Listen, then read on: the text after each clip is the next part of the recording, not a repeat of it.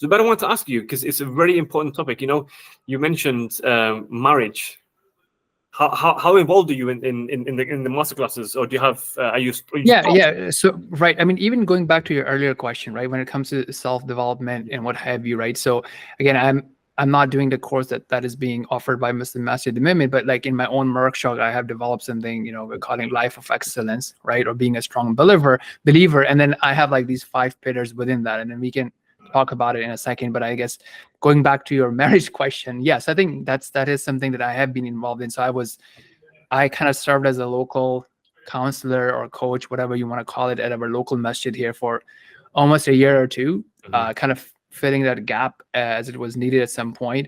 But it's not something I do at the moment. Like, I mean, obviously it takes a lot of work, right? And primarily if you're coming in at that stage of where you need support and you need response, obviously it's really, really important. But then it's kind of also too late as well at many times, because people just take their all sweet time and you don't show up until it's like we're talking divorce, and then we're just gonna go to a counselor or a coach for one session and then everything will be fixed, right? Yeah. So I think, when it comes to that, obviously is like 3 main things that come to my mind.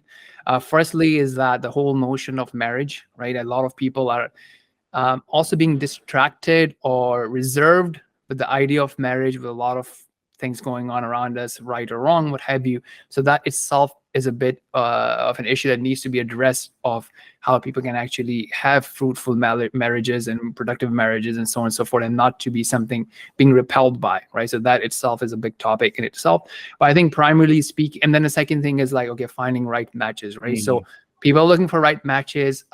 Most people would like to, utilize the approach of someone finding you someone, right? And that is very hard to scale. I think people have to start being a little bit more vulnerable and use the tools and technologies or the meetups that are available to them. And then, being a number game, right? If you're going to meet 10 people, it didn't work out, that's probably going to be the 11th one that will work out, or the 21st one, right? So that, I think, is another big thing that people need to kind of change their mindset around.